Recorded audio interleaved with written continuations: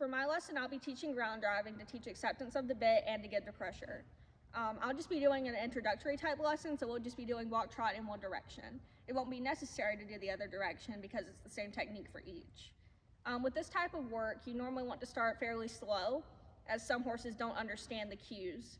And sometimes it's necessary to go back to lunging and teach them different cues because you can't make a lot of hand motions or body motions while doing this because it throws off the connection to the horse. So you mostly want to have them going by voice cues. With this type of work, you can use either one line, and this stays the same both ways. So you will put your line through the bit ring, and then you will clip it onto the ring on your girth. It is necessary to have one of those to be able to do this. You can do this with the saddle or with the surcingle, but I prefer to use a saddle as it can be done before riding. And I prefer to do this before riding because it gets the horse to stretch and really give through the back. And then to do with two lines, you'll go around to the other side of the horse. You'll clip it onto the bit ring. Then you'll put it through the stirrup iron, which you'll have down to the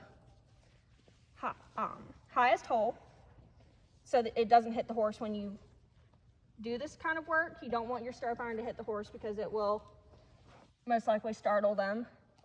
And then you'll go back around to the side where you had your inside rein. This works as your inside rein, this works as your outside rein.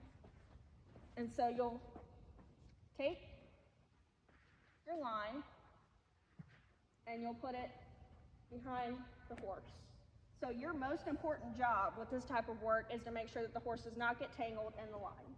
If your horse gets tangled in the line, then it completely destroys the purpose of this training as it does not give the horse any release of pressure. I find that this technique is very helpful for horses that rear and for ones that buck because it takes the rider out of the equation and it is much less risky for somebody to be flipped over on or to be injured. So you want to keep your outside rein fairly loose. You kind of just want it to lay on their hocks and only use it as more of like a guide type rein, whereas with your inside rein, that more asks for the pressure. So you want to be able to send them off. He's still fairly new to having two lines, so this might not be the best. But you'll want to just keep constant pressure, and then when the horse gives, you give.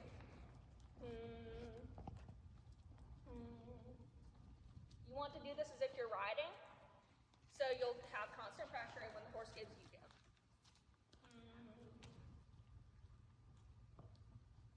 Good. Good. And he does have some issues with evading the bit and tucking his nose to his chest, and that can be fixed by asking for more forward motion. But before you try to fix that, you want to be able to make sure that your horse can actually get the stretch through the back. That is the most important thing. You can work on the evading the bit after you get the stretch. And I find that this is very helpful for green horses and for off-the-track thoroughbreds as well because they are usually a lot tighter through the back and the neck. And this can really help them to stretch down and relax. Good boy. And it's also better to try to ask for the stretch more at the trot because it has more momentum rather than the roll.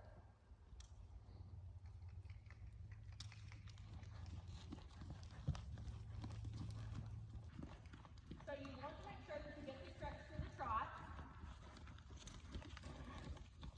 And sometimes the horse can still be a little tight through the neck, but that's okay for our first few sessions. This horse is very sensitive to the whip, so I normally don't use one. But usually that's your main cue to get the horse to go faster. As like we're taught in class to move your hands around or to move your body. You can't really do this with this technique because it breaks the connection and makes the training useless. So it's usually better to just go back to the initial stages of lunge training and teach them to be more receptive to voice cues.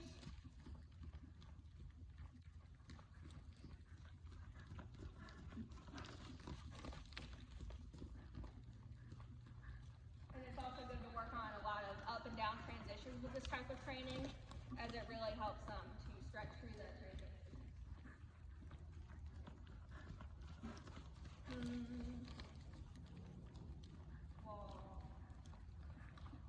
You can also do canter work or cavaletti or pole work with this type of training, but usually that's a much later kind of session.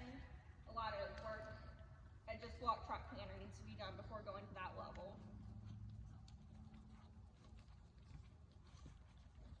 It's also usually better to try and ask for more walk work after doing a trot or a canter to get them to loosen up a little bit more and to have a little more momentum.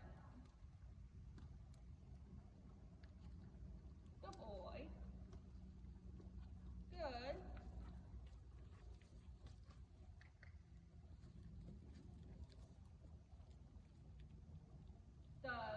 Another important part to work on ground driving is to just keep the horse moving forward. If they have momentum, then they can stretch. If they don't have their momentum, then they aren't as capable of doing it.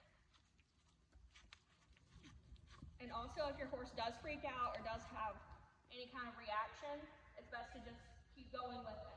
If you stop and let them think that it's a big deal, then it'll make them nervous.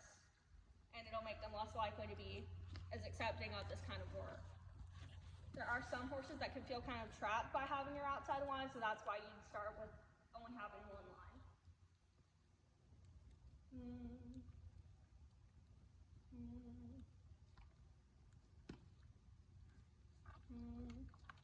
And that's my introductory lesson on ground driving.